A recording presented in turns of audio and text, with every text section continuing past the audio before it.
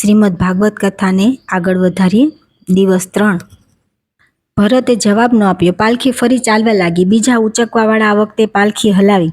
રાજાને ગુસ્સો આવ્યો. જેવા ભરતે લાત મારવા પગ ઉગામે છે ત્યાં ભરતને યાદ આવ્યું કે સાંભળેલું, વાંચન કરેલું, મનન કરેલું જ્ઞાન ખરેખર વખતે કામ આવે છે. મારી પાસે જે જ્ઞાન છે તે જો હું રાજાને નહીં આપું તો ઈશ્વર મને મોક્ષ નહીં આપે. ભરતજી બોલ્યા કે હે ચક્રવર્તી રાજા રાહુગણ, સાંભળો. પ્રત્યેક માનવને સંસારમાં રહી ઘણા કાર્યો કરવાના છે, માટે સાંભળો. કોઈ દિવસ પાપ કરવું નહીં. અજાણતા પણ થયેલા પાપની દિવસના અંતે પ્રભુ પાસે માફી માંગવી, પાપની કબૂલાત કરવી. પાપ થઈ જાય તે દિવસે ઉપવાસ રાખવો. હે રાજા, પ્રત્યેક માનવીને જન્મની સાથે ઈશ્વરે એક કામ કરવા 2 ઇન્દ્રિયો આપી છે. 2 હાથ, 2 પગ, 2 નસકોરા, 2 આંખ, 2 કાન. પણ રાજા, એક ઇન્દ્રિય એવી છે જે એકલી 2 કામ કરે છે. બોલો તે કઈ? રાજા કહે, જીભ, જે બોલવાનું અને ચાખવાનું એમ 2 કામ કરે છે.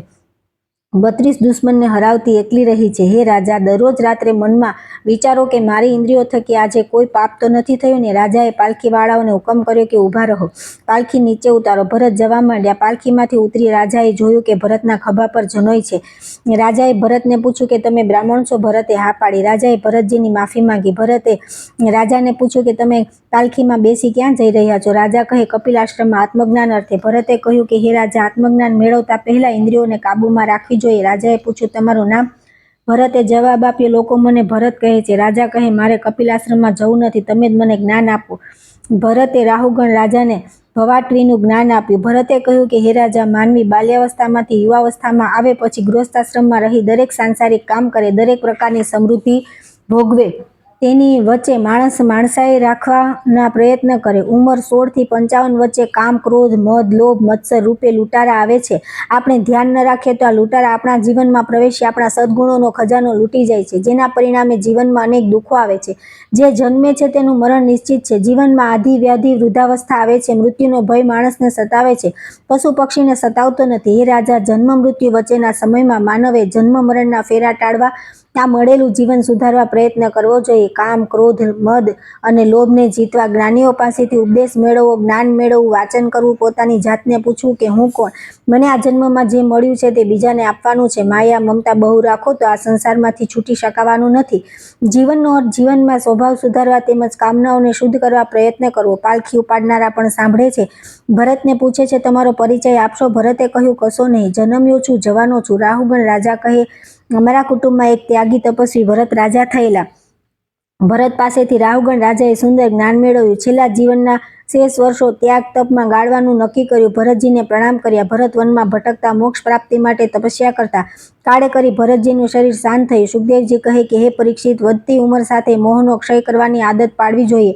ભરતની જેમ 3 ફેરા જન્મ ન લેવા માટે એક ચિત્તે ઈશ્વરનું ધ્યાન ધરો, ભક્તિ કરવી. હે રાજા, કળીકાળમાં પાપ બહુ વધી ગયા છે. માણસનું ધ્યેય પૈસા કમાવાનું છે, છતાં પૈસા પાછળ દોડવાથી માણસનું પતન થાય છે, શાંતિ મળતી નથી. કળિયુગમાં થોડું પુણ્ય કરવાથી ફળ અનેક ગણું મળે છે. હે રાજા, હવે તને હું ખગોળનું વર્ણન કરીશ. આ ધરતી છે અને ઉપર આકાશ છે. કુલ 9 ખંડ છે. વચમાં મૃત્યુલોક એટલે પૃથ્વી છે. સૂર્ય અને ચંદ્ર 2 ઈશ્વરના નેત્ર છે. ગ્રહોનું ચક્ર ફરે છે. અનેક નક્ષત્રો છે. અગણિત તારાઓ છે. દરરોજ બપોરે 12:39 અભિજીત નક્ષત્ર આવે છે ત્યારે સારા કાર્યો થાય છે. નક્ષત્રોમાં શ્રેષ્ઠ નક્ષત્ર રોહિણી અને પુષ્ય. ઉપર સ્વર્ગ છે અને નીચે નરક છે. નરક 28 પ્રકારના છે. પાપી માણસોને યમરાજ લઈ જાય છે. સ્વર્ગમાં ઉત્તમ જીવન મળે છે. માનવી ઈશ્વર પાસે સ્વર્ગ માગે છે. પુણ્ય પૂરું થઈ માણસ ફરી સ્વર્ગમાંથી પૃથ્વી પર જન્મ લે છે. જીવનમાં સ્વર્ગ, નરક અને મોક્ષ છે.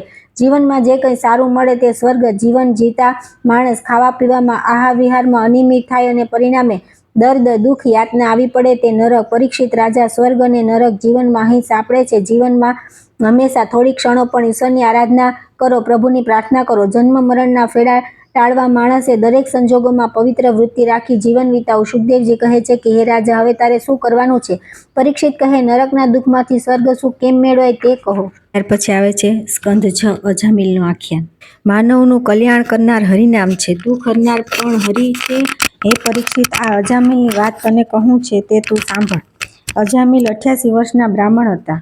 તેને એક દીકરો હતો, તેનું નામ નારાયણ હતું. અજામિલનો અંતકાળ આવી લાગ્યો, તેની નાડી તૂટવા લાગી. અજામિલ દીકરાને યાદ કરવા લાગ્યો, નારાયણ નારાયણ. તેનું પ્રાણ પંખેરું ઉડી ગયું. યમરાજાએ કહ્યું કે આ પાપી બ્રાહ્મણ છે, તેને નરકમાં નાખો.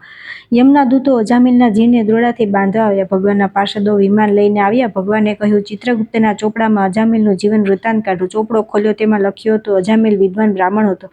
તેને પત્ની અને બાળકો હતા. 24 વર્ષની વયે અજામિલ લાકડા લેવા વનમાં ગયો. ત્યાં એને એક અપ્સરા મળી. અપ્સરાએ અજામિલને પોતાની સાથે લગ્ન કરવા કહ્યું. અજામિલે હા પાડી. બંનેએ લગ્ન કર્યા. લોકો કહેવા લાગ્યા કે આ અજામિલ જાતે બ્રાહ્મણ પરણેલો, ઘરે પત્ની બાળકો હોવા છતાં કેમ ફરી પરણ્યો? તેને નાદ બહાર મૂકો. અપ્સરા કહે, હું તમને પરણી છું, હું ક્યાં જાઉં? અજામિલ અપ્સરા જોડે રહેવા લાગ્યો. અપ્સરાએ અજામિલને કહ્યું, તમે વિદ્વાન બ્રાહ્મણ પરણેલા, ઘરે સુંદર પત્ની અને બાળકો હોવા છતાં શા માટે મારી સાથે લગ્ન કર્યા? શા માટે ખોટું બોલ્યા? અજામિલ સાથે ગામના લોકોએ કોઈ સંબંધ ન રાખ્યો. અપ્સરા ઈશ્વરનું સ્મરણ કરતી, 11 કરતી, 12ના દિવસે બ્રહ્મભોજન કરાવી પછી જ જમવું, તેવો અપ્સરાએ નિયમ રાખેલો. અપ્સરાએ અજામિલને પોતે લીધેલા વ્રતની વાત કરી. અજામિલ કહે, મને તે વ્રત માન્ય નથી. અપ્સરા સગર્ભા છે, તેને 6ઠ્ઠો મહિનો ચાલે છે. આજે 12 હતી. બપોરે 12 વાગ્યા છતાં કોઈ બ્રાહ્મણ આજે તેના ઘરે બારણે ન આવ્યો. અજામિલ કહે, મને ભૂખ લાગી છે. અપ્સરા કહે, તમે જમી લો, હું તમારી થાળી પીરસી દઉં. અજામિલ કહે, ના, એમ નથી, આપણે એક થાળીમાં જમીએ. અપ્સરા કહે, થોડી વાર રાહ જુઓ, હમણાં કોઈ બ્રાહ્મણ દેવ આવશે, તેને જમાડી લો. ફરી થોડો સમય ગયો. અજામિલે ફરી કહ્યું, જમી લે. અપ્સરા કહે, ધીરજ રાખો. 12:30 વાગ્યા. વૈશાખી એકાદશી, મોહિની એકાદશી કરી. એક સંન્યાસી ભિક્ષા લેવા આવ્યા. એમ બારીમાંથી અપ્સરાએ જોયું. તેણે વિચાર્યું, સંન્યાસી ક્યાંક આસન લે તો બોલાવો. મહાત્મા બેઠા. 12:30 વાગ્યે સામગ્રી તૈયાર કરી, થાળી પર પાલવ ઢાંકી, ખુલ્લા પગે અપ્સરા ભિક્ષા આપવા ગઈ. અપ્સરાને જોઈ મહાત્મા બોલ્યા, પધારો માં. અપ્સરાની આંખમાં આંસુ આવી ગયા. મહાત્માએ આંસુ આવવાનું કારણ પૂછ્યું. અપ્સરા કહે, મને માં કહેનારા બે, તમે એક અને એક મારા પેટમાં છે. માં, હું જરૂર ભિક્ષા લઈશ, પણ મારા પિતાને અર્થાત તમારા પતિને અહીં બોલાવો. એ અહીં નહીં આવે ત્યાં હું તમારા ઘરે આવીશ. અપ્સરાએ અજામિલ પાસે આવીને કહ્યું કે સ્વામી, તમે મહાત્માના દર્શને પધારો. અજામિલ મહાત્મા પાસે આવ્યો, પ્રણામ કર્યા. મહાત્માને કહ્યું, કૃપા કરી ભિક્ષા સ્વીકારો. મહાત્મા કહે, હું ભિક્ષા લઉં, પણ એક શરત. અજામિલે કહ્યું, કૃપા કરી તમારી શરત કહો. મહાત્મા કહે, સાંભળો, અપ્સરાના પેટમાં બાળક છે, તેનું નામ નારાયણ પાડજો અને આજ પછી તમારે સંસાર ન ભોગવવો. અજામિલે પ્રતિજ્ઞા લીધી. મહાત્માએ ભોજન કર્યું. અપ્સરાને દીકરો આવ્યો. તેનું નક્કી કર્યા પ્રમાણે નારાયણ નામ પાડ્યું. પરીક્ષિતે પૂછ્યું કે હે સુખદેવ, ચરિત્ર ભ્રષ્ટ કરનાર બ્રાહ્મણને જ્ઞાતિજને બહિષ્કાર કર્યા છતાં તે કેમ સુધરે? શું કહે? નારાયણના જન્મ પછી પતિ પત્ની કલાકો સુધી ઈશ્વર આરાધના કરે. મહાત્મા પાસે પ્રતિજ્ઞા લીધી પ્રમાણે સંસાર સુખનો ત્યાગ કરી જીવન વિતાવવા લાગ્યા. એક દિવસ અજામિલ અને અપ્સરા પાસે ભજન મંડળી આવી. અમારે ત્યાં ઈશ્વરના સાચા ભક્તને ત્યાં ઠાકોરજી પધરાવી આરતી ઉતારવી છે. તમારે ત્યાં ઠાકોરજી પધરાવી તમારી પાસે ભગવાનની આરતી ઉતારવી એમ વિચાર્યું છે. બંને જણાએ કહ્યું કે ભાઈ, અમે તો પાપી છીએ, ન સમાજના પણ ગુનેગાર છીએ. બંનેએ બહુ ના પાડી છતાં તેઓના ઘરે ઠાકોરજી પધરાવી તેમની પાસે આરતી ઉતરાવી. દીવાની વાટ પેટાવી. બંને જણાએ પ્રેમથી ઠાકોરજીની આરતી કરી. બંને મનને એકાગ્ર કરી ભગવાનમાં મન પરોવી ભગવાનના દર્શન કર્યા. બંનેના પાપ બળીને ભસ્મ થયા.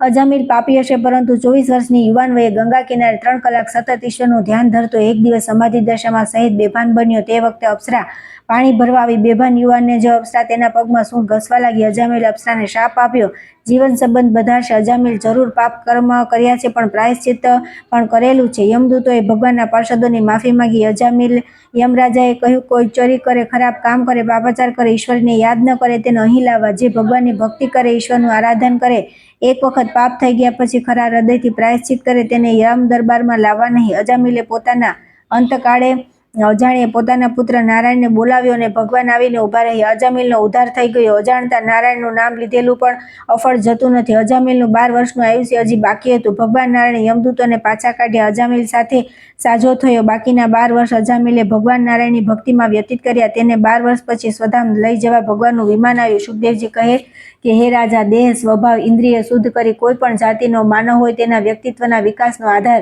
સાચી ભાવનાથી ઈશ્વર આરાધના કરે તેના પર છે. મનુષ્ય જીવન મળ્યા પછી પુરુષાર્થ, આવડત અને ઈશ્વર કૃપાથી બધું મળે છે, પરંતુ જે મળે તેને પચાવવાની મહત્તા હોય છે. જે માનવી ઈશ્વર કૃપાથી અને પુરુષાર્થથી પ્રાપ્ત કરેલાને સાચવી શકે તેનું જીવન ધન્ય થઈ જાય. પણ જાણે અજાણે જીવનમાં અંધકાર આવે તો જીવનમાં ખામી આવે છે, જીવનમાં વિનાશ પતન થાય છે. તેને લગતી વાત મેં તને દક્ષ રાજાની કરેલી. દક્ષ રાજાએ પોતાના પુત્રોને કહ્યું, નારાયણ સરોવર જાઓ, ત્યાં જઈ તપ કરો. પુત્રો નારાયણ સરોવર ગયા. ત્યાં જઈ તપ કરવા લાગ્યા. એક દિવસ નારદજી ફરતા ફરતા નારાયણ સરોવર આવ્યા. બાળકોને તપ કરતા જોઈ નારદજીએ પૂછ્યું કે બાળકો, તમે કોના પુત્રો છો? બાળકોએ કહ્યું કે અમે દક્ષના પુત્રો છીએ. નારદજીએ પૂછ્યું કે રાજમહેલ છોડી આ વગડામાં શા માટે આવ્યા છો? બાળકોએ કહ્યું કે અમે તપ કરી ઈશ્વર પ્રાપ્તિ કરવા માંગીએ છીએ. દરેક માનવીએ પહેલા 25 વર્ષ વિદ્યાભ્યાસ કરવો જોઈએ. 25 વર્ષનો થાય ત્યારે નક્કી કરવું જોઈએ કે મારે બ્રહ્મચારી રહેવું કે ગૃહસ્થાશ્રમ સ્વીકારવો. દરેક યુવાન 25 વર્ષનો થતા અનેક મનોરથો સેવતો હોય છે. તે વખતે માતા પિતાએ તેને સાચો કલ્યાણકારી માર્ગ કયો તે સમજાવવા માટે પોતાના યુવાન દીકરાને મદદ કરવી જોઈએ. નારદજીએ દક્ષના બાળકોને પૂછ્યું કે વિદ્યાભ્યાસ પછી ગૃહસ્થાશ્રમમાં જવું છે? બાળકોએ જવાબ આપ્યો, નહીં, અમારે ભગવાનને મેળવવા છે. હે નારદ, મુનિ ભગવાન કેમ કરી મળે? નારદજીએ કહ્યું કે હે બાળકો, સમાધિ દ્વારા. બાળકો કહે કે અમારે સમાધિ કેમ લેવી? નારદજી કહે કે સમાધિ દશામાં આવતા પહેલા યમ, નિયમ, આસન, પ્રાણાયામ, પ્રત્યાહાર, ધારણા અને પછી ધ્યાન એક ચિત્તે ધરવું. બાળકોએ પૂછ્યું કે ધ્યાન કઈ રીતે ધરવું? નારદે કહ્યું કે હે બાળકો, સૌપ્રથમ ભટકતી મનની વૃત્તિને રોકો, નિયમો પાળો, આસન કેળવો, સ્થિર થવાય, પ્રાણાયામ કરો. પ્રાણાયામ કરવાથી જાગૃતિ આવે છે. આસન પર પ્રત્યાહાર એટલે ટટાર બેસવું. પછી એક ચિત્તે ઈશ્વરનું ધ્યાન ધરવું. સાંસારિક વૃત્તિઓનો ત્યાગ કરવો. ઈશ્વરમાં મન પરોવો. મનમાં રહેલી અનેક વૃત્તિઓ શાંત થાય. મનને શાંતિ લાગે પછી તે શાંત અવસ્થામાં ધ્યાન સફેદ આકાર દેખાય તે દૂર થયા પછી પરમાત્માની ઝાંખી થાય. આ સમાધિ અવસ્થા પ્રાપ્ત કરવી ઘણી કઠણ છે, છતાં પ્રયત્નથી દરેક માનવી સમાધિ અવસ્થા પ્રાપ્ત કરી શકે છે. આગળ નારદજી કહે છે કે બેસો પુત્રો, તમને શીખવાડું. ભટકતા મનને શાંત કરો, આંખો બંધ કરો, ઈશ્વરના સ્વરૂપનું ધ્યાન ધરો. સાકાર મૂર્તિ દ્વારા નિરાકાર તરફ જવાશે. સમાધિ દ્વારા ભગવાન મેળવી શકાય, પણ તે માટે માણસે સતત કોશિશ કરવી જોઈએ. બાળકો, મેં તમને સમાધિ દ્વારા ઈશ્વર પ્રાપ્તિનો માર્ગ બતાવ્યો. આમ કહી નારદજી ત્યાંથી ચાલી નીકળ્યા.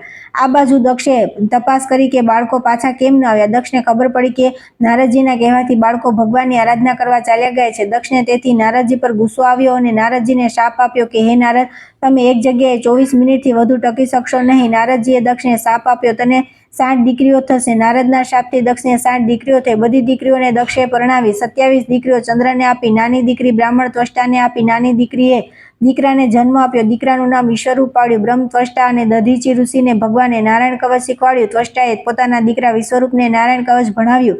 એક દિવસ દેવોના ગુરુ બૃહસ્પતિ સ્વર્ગમાંથી થઈને નીકળ્યા. તેને થયું દેવોના સમાચાર પૂછતો જાવ. તે સમયે ઇન્દ્ર અને બીજા દેવો ભેગા થઈ ઈશ્વર સ્મરણ કરતા હતા. કોઈએ ગુરુ બૃહસ્પતિને આવકાર ન આપ્યો. સ્વમાન સૌને વાલું હોય. બૃહસ્પતિએ પોતાનું આવું અપમાન થતા ગુસ્સે થઈને દેવોને શાપ આપ્યો, તમારી સંપત્તિ નાશ પામશે. દેવતાઓ મૂંઝાયા. બ્રાહ્મણ બ્રહ્માજી પાસે ગયા. બ્રહ્માજીએ કહ્યું કે તમે આ માટે ભગવાન વિષ્ણુ પાસે જાઓ. દેવતાઓ ભગવાન વિષ્ણુ પાસે આવ્યા. ભગવાને કહ્યું કે હે દેવતાઓ, ગુરુ વિના રાજ ન ચાલી શકે.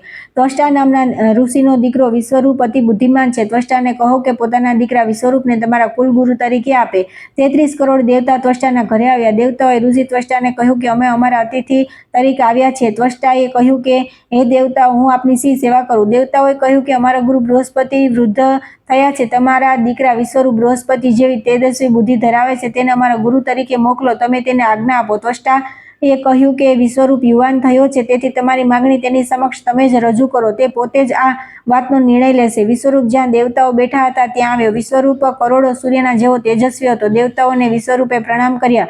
દેવતાઓએ વિશ્વરૂપને કહ્યું કે ગુરુ વિના અમારું રાજ ચાલતું નથી, તેથી અમે બધા તમને અમારા ગુરુપદે નિમવા એવો નિર્ણય કરી આવ્યા છીએ. માણસના ગુણ પૂજાય છે, ઉંમર કે શરીર નહીં. વિશ્વરૂપે કહ્યું કે હે દેવતાઓ, કોઈના પુરોહિત થવું એટલે યજમાનોના પાપ લેવા, વધુ પડતા દાન લેવા પડે, માટે આ કામ મારાથી નહીં બને. મને ક્ષમા કરો. દેવતાઓ કહે કે અમારા પર દૈત્યોનો ભયંકર ત્રાસ થયો છે. દૈત્યો અમારું રાજ લઈ લેશે.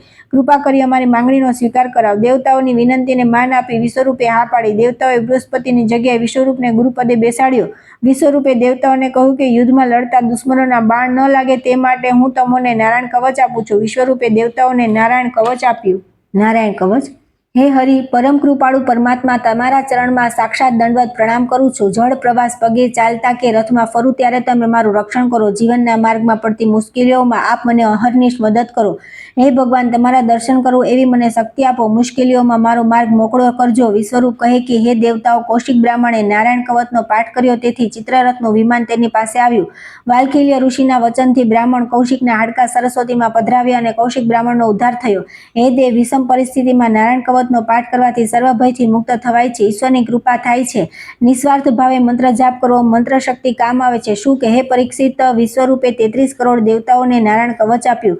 દેવતાઓએ એક દિવસ ઇન્દ્ર રાજા પાસે જઈ ફરિયાદ કરી કે આપણા ગુરુ વિદ્વાન છે, પણ તેનું મોસાળ રાક્ષસ કુળ છે. ગુરુને મોસાળ તરફ પક્ષપાત છે. તે દાનના 50% મોસાળ પક્ષને આપી દે છે. ઇન્દ્રે દેવતાઓને કહ્યું કે હું પ્રત્યક્ષ જોઉં તો સત્ય. ઇન્દ્ર રાજાએ યજ્ઞ કર્યો. દાનમાં સોનાના વાસણ, રત્નો વગેરે વિશ્વરૂપને દાનમાં રૂપમાં આપ્યું. વિશ્વરૂપે તેમાંથી અડધું મોસાળ મોકલ્યું. તરત જ ઇન્દ્રે ખડક કાઢી વિશ્વરૂપને મારી નાખ્યું. ઇન્દ્ર પાસે પ્રતિહારી આવ્યો. ઇન્દ્રને કહે કે એક લોહી નીકળતી સ્ત્રી આપને મળવા માંગે છે. ઇન્દ્રે કહ્યું કે તેને અંદર મોકલ. સ્ત્રી અંદર આવી. ઇન્દ્રે પૂછ્યું, કોણ છે? સ્ત્રીએ કહ્યું કે બ્રહ્મહત્યા છું, સ્વીકારો.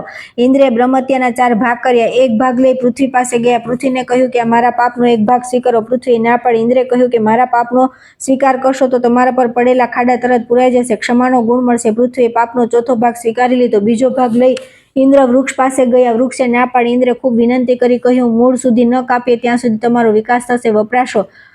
વૃક્ષે બ્રહ્મહત્યાનો બીજો ભાગ સ્વીકારી લીધો. ત્રીજો ભાગ લઈ ઇન્દ્રે સ્ત્રી તરફ નજર કરી. સ્ત્રીએ પણ ના પાડી. સ્ત્રીને વરદાન આપ્યું કે સગર્ભાવસ્થામાં 7 માસ સુધી ગૃહસ્થાશ્રમ ભોગવશો, 3 દિવસ અસ્પૃશ્ય રહી 5મા દિવસે દેવ સેવાના અધિકારી થશો. ત્રીજા ભાગનો સ્ત્રીએ સ્વીકાર કર્યો. ચોથો ભાગ લઈ ઇન્દ્ર પાણી પાસે ગયા. પાણીના બ્રહ્મહત્યાનો ચોથો ભાગ સ્વીકારી લેવા ખૂબ વિનંતી કરી, પણ પાણીએ પણ ન સ્વીકારવાની ના પાડી. તમે અશુદ્ધિઓ પચાવી શકશો, જળમાં મળ નહીં રહે, ધોવાઈ જશે. પાણીએ ઇન્દ્ર પાસેથી બ્રહ્મહત્યાનો ચોથો ભાગ સ્વીકારી લીધો. ત્યાર પછી આવે છે વૃતાસુરની કથા. ત્વષ્ટાને ખબર પડી કે પોતાના દીકરા વિશ્વરૂપને મારી નાખ્યો છે. ત્વષ્ટાએ દેવતાઓ પાસે જઈને કહ્યું કે અરે દેવતાઓ, તમે મારા ઘરે આવ્યા, મેં તમારી માંગણીનો સ્વીકાર કર્યો, મારા દીકરાને આપ્યો, તે આવા અંત માટે મારું જીવન ખારું થઈ ગયું, હું વેર લઈશ. ત્વષ્ટાએ પ્રતિજ્ઞા કરી કે ઇન્દ્રને મારી નાખો. વેર લેવા માટે બ્રાહ્મણ ત્વષ્ટાએ યજ્ઞ શરૂ કર્યો. દરેક કામની પાછળ માણસ મનની ઈચ્છા કામ કરતી હોય છે. ઇન્દ્ર શત્રુ ઉત્પન્ન થાય તેમ ત્વષ્ટાથી બોલાઈ ગયું. સંકલ્પ પ્રમાણે કામ થાય. એ જ વખતે 7 દાડાના પ્રયોગ પછી 8 ફૂટ લાંબો વૃતાસુર પેદા થયો. લાલચોળ શરીરવાળો, લાંબી જીભવાળો. ત્વષ્ટાએ દેવતાઓને વૃતાસુર સામે લડવા પડકાર ફેંક્યો. દેવતાઓ મૂંઝાયા. હે ભગવાન, રસ્તો બતાવો. ભગવાન કહે કે દેવતાઓ, તમે દધીચી ઋષિ પાસે જાઓ, તેના શરીરના હાડકાં માગો, તેમાંથી વજ્ર બનાવો, તે વૃતાસુરને મારી શકશે. બપોરે 12 વાગ્યે દેવતાઓ દધીચી પાસે આવ્યા. દધીચીએ કહ્યું કે આવો દેવો, મારું શું કામ પડ્યું? દેવતાઓએ કહ્યું કે હે ઋષિ, રણ મેદાનમાં અમારા સામે લડવા વૃતાસુર આવ્યો છે. જો તમારા શરીરના હાડકાનું વજ્ર બનાવીએ તો અમે તેને મારી શકીએ. દધીચી સમજી ગયા, જરૂર પડે માણસ બીજાને ખાતર, દેશને ખાતર બલિદાન આપવું જોઈએ. દધીચીએ યોગમાયાનો આશ્રય લીધો. દધીચીના પ્રાણ ગયા. દેવતાઓએ દધીચીના હાડકામાંથી વજ્ર બનાવ્યું. પહેલો દેવ દૈત્યો વચ્ચેનો સંગ્રામ નર્મદા નદીના કિનારે ભરૂચ પાસે થયો. વૃતાસુરે દેવોને કહ્યું કે તમારી પાસે અઢળક સંપત્તિ હોવા છતાં ફક્ત સંપત્તિ માટે મારા વિદ્વાન ભાઈ વિશ્વરૂપને તમે મારી નાખ્યો, તેનો હું બદલો લેવા આવ્યો છું. યુદ્ધ ચાલુ થયું. 91 વર્ષના ત્વષ્ટા ઇન્દ્રને મરતો જોવા નર્મદા કિનારે આવીને બેઠા. વૃતાસુર દેવોને કહે કે તમારો ઘા પહેલો, તમારા પર પરમ કૃપાળુ પરમાત્માની કૃપા છે. દેવતાઓ બાણ છોડવા લાગ્યા. દૈત્યો દોડવા લાગ્યા. વૃતાસુરે કહ્યું કે ખબરદાર, લડતા લડતા દોડવું શરમજનક છે. મ્યાન કરો શસ્ત્રો. કરોડો બાણો દેવતાઓએ વૃતાસુર પર ફેંકવા માંડ્યા. કોઈ જગ્યા ખાલી ન રહી. ભયંકર યુદ્ધ થયું. વૃતાસુરે કહ્યું કે હે ઇન્દ્ર, મને 5 મિનિટ આપો, મારે ઈશ્વરની પ્રાર્થના કરવી છે. સફેદ ધ્વજ ફરકાવો, મને શાંતિથી પ્રાર્થના કરવા દો. યુદ્ધ શાંત થયું. વૃતાસુરે ભગવાનની સ્તુતિ કરી. જે સ્તુતિને વૃતાસુર ચતુશ્લોકી કહેવાય છે. ઇન્દ્ર વિચારવા લાગ્યા કે ઈશ્વરની પરમ કૃપા અમારા પર છે, છતાં અમને ભગવાન યાદ ન આવ્યા. વૃતાસુર રાક્ષસ હોવા છતાં ભગવાનની સ્તુતિ કરે છે. ઉત્તમમાં ઉત્તમ સ્તુતિ છે. ત્યાર પછી આવે છે વૃતાસુર સ્તુતિ. હે ભગવાન, તારી ભક્તિ કરતા કરતા ક્યારેય ઉદાસ ન થાવ. ગમે તે યોનિમાં મારો જન્મ થાય પણ હું તમને ક્યારેય ન ભૂલું. મારા મન અને હૃદયના ઊંડાણથી હું તમને યાદ કરું. હે ભગવાન, નાના બચ્ચાની માં મરી જાય ત્યારે બચ્ચા જેમ ભાંભરે તેમ હું ભાંભરું છું. હે ભગવાન, મરતી વખતે મને તમારા ચરણ સ્પર્શનો લાભ આપજો. બોલી ન શકું ત્યાં ભાન ગુમાવું, પણ મારું ચિત્ત સતત તમારા ચરણમાં રહે તેવું માગું છું. ગમે તેવી પરિસ્થિતિમાં લાભાલાભનો વિચાર છોડી ઈશ્વરની એક ચિત્તે સ્તુતિ કરવી જરૂરી છે. ચાલો ઇન્દ્ર, તૈયાર થાવ. ઇન્દ્રે કહ્યું કે 2 મિનિટ મને તારી પાસે આવવા દે, મારે તને અભિનંદન આપવા છે. અમે દેવોએ ઈશ્વરને યાદ ન કર્યા તેમ કર્યા. યુદ્ધ કરતા કરતા ઇન્દ્રના હાથીને વૃતાસુરે બાણ માર્યા. હાથી લોહીની ઉલટી કરવા લાગ્યો. વૃતાસુર કહે કે ઇન્દ્ર, રથને બદલો, ત્યાં સુધી બાણ નહીં મારું. 1 દિવસ સુધી સતત યુદ્ધ ચાલ્યું. 22મા દિવસે દધીચીના હાડકાના વજ્રથી વૃતાસુરના 2 હાથ કાપી નાખ્યા. વૃતાસુર ઐરાવત હાથી સહિત ઇન્દ્રને ગળી ગયો. ઇન્દ્રએ વિશ્વરૂપે શીખવાડેલ નારાયણ કવચનો પાઠ કરતા કરતા અંદરથી વૃતાસુરને ઇન્દ્ર મારતો ગયો. વૃતાસુરને મારી ઇન્દ્ર બહાર નીકળ્યા. પુષ્પવૃષ્ટિ થઈ. ત્વષ્ટા રડતા રડતા દીકરાની છાતી પર ફૂલ મૂકી કહે છે કે મારું જીવન ખાટું થઈ ગયું. મારે બાપ થઈને દીકરાનો અગ્નિ સંસ્કાર કરવો. નારાયણ કવચ મારા દીકરાનું કવચ ન બનતા મારક નીવડ્યું. દેવતાઓ બધા હાથમાં ફૂલ લઈને ઉભેલા. ત્વષ્ટાએ અગ્નિ પ્રગટાવ્યો. ત્વષ્ટા વિચારે વિચારે છે કે મારા લાકડા ટાઢા કરવાનો હતો, તેને બદલે મારે તેના લાકડા ટાઢા કરવા પડ્યા. અગ્નિ પ્રગટાવી. ત્વષ્ટાએ વૃતાસુરને અગ્નિદાહ દીધો. અગ્નિ પ્રગટા જ વૃતાસુરના દેહમાંથી તેજ પ્રગટ થયું અને ઈશ્વરમાં મળી ગયું. ઇન્દ્રના દરબારમાં પ્રતિહારી આવ્યો અને કહ્યું કે મહારાજ, એક લોહી નીકળતી બીજી સ્ત્રી તમને મળવા માંગે છે. ઇન્દ્રે કહ્યું કે આવવા દો. સ્ત્રી અંદર ઇન્દ્ર પાસે આવી. ઇન્દ્રે પૂછ્યું, કોણ છો? જવાબ મળ્યો, બ્રહ્મહત્યા. ઇન્દ્રને બીજી બ્રહ્મહત્યા લાગી. ઇન્દ્ર રાજા ગભરાયા. ગુરુને પૂછ્યું કે શું કરવું? બ્રહ્મહત્યાથી ઇન્દ્રને શરીરે કોઢ નીકળ્યો. સુખદેવજી કહે છે કે હે પરીક્ષિત, કોઈ પણ યુદ્ધ દુઃખદાયક હોય છે. વૃતાસુરની સ્તુતિ સાંભળનાર કે ગાનાર પર ઈશ્વરની પરમ કૃપા થાય છે. પરીક્ષિત પૂછે છે કે હે સુખદેવજી, વૃતાસુર રાક્ષસ હોવા છતાં તેને પડે પડે ઈશ્વર યાદ આવતા હતા, તેનું કારણ શું? સુખદેવજી પરીક્ષિતને ચિત્રકેતુ રાજાનું દ્રષ્ટાંત કહે છે. ત્યાર પછી આવે છે ચિત્રકેતુ રાજાની વાત. ચિત્રકેતુ નામે એક રાજા હતો. તેને અનેક રાણીઓ હતી, છતાં રાજાને એકેય સંતાન નહોતું. રાજાએ તેમના કુલગુરુ અંગિરાને પૂછ્યું કે હે ગુરુદેવ, મારે અનેક રાણીઓ હોવા છતાં સંતાન સુખ કેમ નથી? કુલગુરુ અંગિરાએ કહ્યું કે હે રાજા, તમારા નસીબમાં સંતાન સુખ નથી. ઈશ્વરની આરાધના કરો. એક દિવસ ચિત્રકેતુ ભોજન કરતા ત્યાં ગુરુ અંગિરા આવ્યા. તેણે રાજાને ઉદાસ જોયા. ગુરુએ રાજાને ઉદાસ હોવાનું કારણ પૂછ્યું. રાજાએ ગુરુને પ્રણામ કરીને કહ્યું કે હે ગુરુદેવ, ગઈકાલે મારા પિતાનું શ્રાદ્ધ હતું. પિંડ મૂક્યા ત્યારે મને પિતૃના નિશાસા સંભળાયા. અમારું તર્પણ કરનાર તારી પછી કોઈ નથી. આ વાત ચાલતી હતી ત્યાં ચિત્રકેતુના પટરાણી આવ્યા. તેમણે ગુરુને પૂછ્યું કે હે ગુરુદેવ, અમારા કોઈના ભાગ્યમાં સંતાન સુખ નથી. ગુરુ અંગિરાએ ચિત્રકેતુને કહ્યું કે હે રાજા, બધી રાણીઓને અહીં બોલાવો. બધી રાણીઓ આવી એટલે ગુરુ અંગિરાએ કહ્યું કે તમારા ભાગ્યમાં પુત્ર સુખ નથી. સાંભળો, જગતમાં પુત્રો 4 પ્રકારના હોય છે. એક આજ્ઞાંકિત, પિતાનું નામ વધારે. આવો પુત્ર 1000માં 1 થાય. બીજો માતા પિતાથી જુદો થાય. ત્રીજો માતા પિતાની સામે થાય અને ચોથો માતા પિતાને માથા પડે. આમ દીકરો દુઃખનું કારણ બની શકે. ક્યારેક દીકરો મરી જાય તો યુવાન વિધવા વહુની જવાબદારી ઘરડા માતા પિતા પર આવી પડે, જે જવાબદારી ખૂબ વિષમ છે. માટે દીકરાની આશા છોડી તમે સૌ ઈશ્વર સ્મરણ કરો. પણ ચિત્રકેતુ રાજા કહે કે હે ગુરુદેવ, તમે શક્તિશાળી છો. તમારા પોતાનામાં રહેલી જે શક્તિ છે તેની મદદથી તમે કોઈ માર્ગ કાઢો અને અમને પુત્ર થાય તેવું કરો. ગુરુ અંગિરાએ કહ્યું કે મારા તપની શક્તિથી હું એક યજ્ઞ કરાવું. મારા જપ તપની શક્તિથી એક દીકરો તમારે ત્યાં ઉતરશે. ચિત્રકેતુને 1000 રાણીઓ હતી. ગુરુએ કહ્યું કે બધી રાણીઓને યજ્ઞમાં બેસાડો. ગુરુએ રાજાને યજ્ઞ કરાવ્યો. યજ્ઞકુંડમાંથી એક પુરુષ ઉત્પન્ન થયો. તેના હાથમાં સોનાની થાળીમાં ખીર હતી. ગુરુ અંગિરાએ કહ્યું કે હે રાજા, લઈ લે આ ખીર. તારી જે રાણી આ ખીર ખાશે તેને પેટે પુત્ર જન્મ લેશે. રાજાએ યજ્ઞ પુરુષના હાથમાંથી ખીરનું પાત્ર લઈ લીધું. હવે પ્રશ્ન એ થયો કે ખીર કોણ ખાય? બધાએ ભેગા મળી નક્કી કર્યું કે પટરાણીએ આ ખીર ખાવી. પટરાણીએ ખીર ખાધી. રાણી સગર્ભા થયા. રાણીને 4 માસ થયા. ગુરુએ કહ્યું કે હવે મને જવાની રજા આપો. રાજા રાણી કહે કે હે ગુરુદેવ, દીકરાનો જન્મ થશે ને? ગુરુદેવે કહ્યું કે આ દીકરાનો જન્મ થશે. 10મા મહિનાના 10 દિવસે પટરાણી રાજકુમારને જન્મ આપ્યો. રાજાના આનંદનો પાર ન રહ્યો. રાજાએ અનેક દાન આપ્યા. રાજકુમાર સ્વરૂપવાન હતો. ગુરુદેવને પુત્ર જન્મના ખબર મોકલ્યા. ગુરુદેવે શુભ આશીષ આપી. વહેલી સવારે રાજકુમાર ઉઠે ત્યારે પટરાણી રાજકુમારને પ્રેમથી નવડાવે, સુંદર વસ્ત્રાલંકાર પહેરાવી તૈયાર કરે. રાજા રાણી પુત્રને ખૂબ વાલ કરે. આમ ચિત્રકેતુનો સંસાર સુંદર રીતે ચાલતો હતો. રોજ રાજા પોતાના દરબારમાં જતા કુંવરને ચુંબન કરે, વહાલ કરે. બધી રાણીઓને પણ હાથ ઊંચા કરે. એક દિવસ દરબારમાં જવાનું મોડું થતા રાજા રાજકુમારને ચુંબન કરી રાણીઓને હાથ ઊંચો કર્યા વિના દરબારમાં ચાલી ગયા. બધી રાણીઓને થયું કે રાજકુમારના આવવાથી આપણી કિંમત ઓછી થઈ ગઈ. બીજા દિવસે સવારે નિત્યક્રમ પ્રમાણે રાજકુમાર ઉઠ્યા નહીં. આજે રાજકુમાર કેમ ન ઉઠ્યા? પટરાણી વિચારે છે ત્યાં દાસીએ ખબર આપ્યા કે રાજકુમાર ગયા. આ સાંભળી પટરાણીને વજ્રાઘાત લાગ્યો. રાણી ગુસ્સે થઈ ગયા. રાજકુમારનું શરીર જડ થઈ ગયું. ઈર્ષાળુ રાણીઓએ રાજકુમારને ઝેર આપ્યું હતું. રાજાને સમાચાર મોકલ્યા કે રાજકુમારને લોહીની ઉલટીઓ થઈ અને મરણ પામ્યો. ચિત્રકેતુને વાત માન્યામાં ન આવી. પોતાના પુત્રને મરેલો માનવા ચિત્રકેતુ તૈયાર ન હતા. રાજકુમારનું શવ છોડવા ચિત્રકેતુ તૈયાર ન હતા. ગુરુ અંગિરા અને નારદ ઋષિ ચિત્રકેતુ રાજા પાસે આવ્યા. રાજા રાણી ખૂબ કલ્પાંત કરતા વિનંતી કરવા લાગ્યા કે મારા દીકરાને મને એકવાર પાછો આપો, તેને સજીવન કરો. નારદજી કહે કે હે રાજા, હિંમત રાખો. દીકરાના શબને અગ્નિ સંસ્કાર માટે આપો. રાજા કહે નહીં આપું. નારદ અને અંગિરાએ રાજા રાણી બંનેને સમજાવવા ખૂબ પ્રયત્ન કર્યો.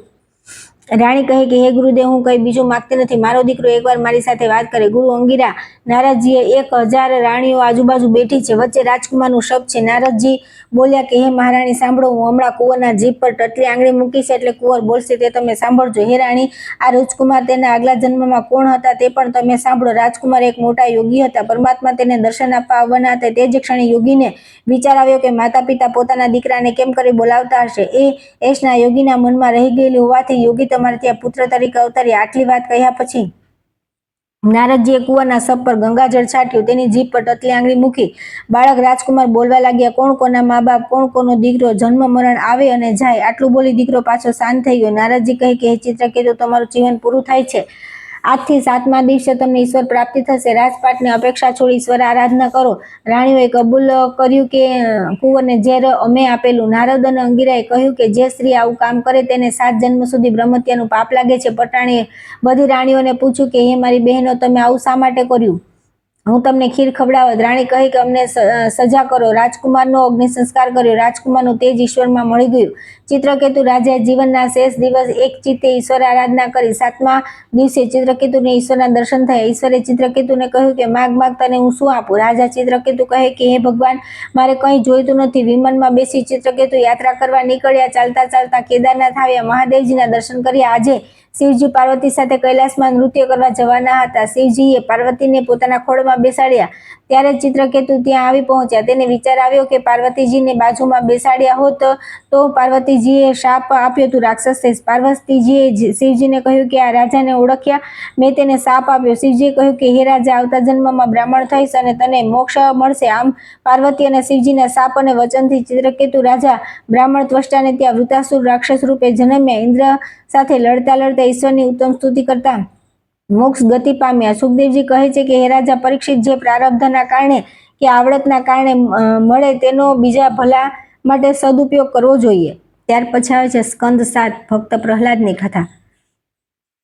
પરીક્ષિતે પૂછ્યું કે હે સુખદેવજી, એક વાત પૂછું. કશ્યપ ઋષિના પત્ની વિદુષી હતા અને ઘરે ઈણાક્ષ અને હિરણ્યકશિપુ જન્મ્યા. ઋષિના ઘરે રાક્ષસનો જન્મ કેમ થયો? સુખદેવજી કહે કે હે પરીક્ષિત, હિરણાક્ષના ભગવાન વરાહે મારી નાખ્યો. હિરણ્યકશિપુએ નક્કી કર્યું કે જેણે મારા ભાઈને મારી નાખ્યો તેને હું મારી નાખું. આમ નિશ્ચય કરી હિરણ્યકશિપુ પોતાની માતા દિતિ પાસે આવ્યા અને કહ્યું કે માં, તારો દીકરો ગયો અને તારી ભૂજા ગઈ. માં, હું વેર લેવા માંગુ છું, તું મને આશીર્વાદ આપ, હું તપ કરવા જાઉં.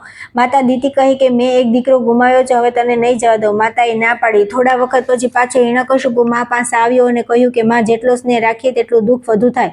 શોક ન કર માં, તું મને તપ કરવાની રજા આપ. આમ બધીની રજા લઈને હિરણ્યકશિપુ મંદરાચલ પર્વત પર શંકર ભગવાનનું તપ કરવા લાગ્યો. દેવોનું નિકંદન કાઢવા તૈયાર થયેલા હિરણ્યકશિપુએ જોઈને દેવો પોપટનું રૂપ લઈ મંદરાચલ પર્વત પર આવ્યા અને જ્યાં હિરણ્યકશિપુ તપ કરતા હતા ત્યાં ગોવિંદાય નમોનો જપ કરવા લાગ્યો.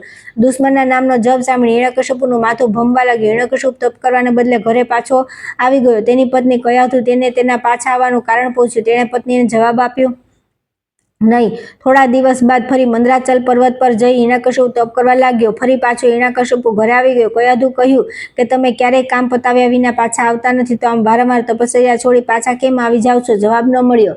આજે હિરણ્યકશિપુ સૂતો છે. પત્ની કયાધુને ઊંઘ આવતી નથી. ઊંઘમાં હિરણ્યકશિપુ ગોવિંદાય નમો બોલે છે. સવારે કયાધુ હિરણ્યકશિપુને કહ્યું કે તમારા પાછા આવવાનું કારણ મને મળી ગયું. રાત્રે નિંદ્રામાં તમે ગોવિંદાય નમો બોલતા હતા. હિરણ્યકશિપુ ગુસ્સે થઈ ગયો. કોણે કહ્યું? કયાધુ કહે, હું કહું છું, મેં સાંભળ્યું. હવે હું ગોવિંદાય નમો બોલું ત્યારે મને ઉઠાડજે. કયાધુએ માતા દિતિને આ વાત કરી. માતાએ હિરણ્યકશિપુને બોલાવી ઘણું સમજાવ્યો પણ તેની કોઈ અસર ન થઈ. ત્રીજી વાર હિરણ્યકશિપુ મંદરાચલ પર્વત પર તપ કરવા ગયો. એક દિવસ દેવતાઓ ન આવ્યા. બીજા દિવસે ફરી પોપટ થઈને આવ્યા. ગોવિંદાય નમો બોલવા લાગ્યા. ફરી હિરણ્યકશિપુ ઘરે આવ્યો.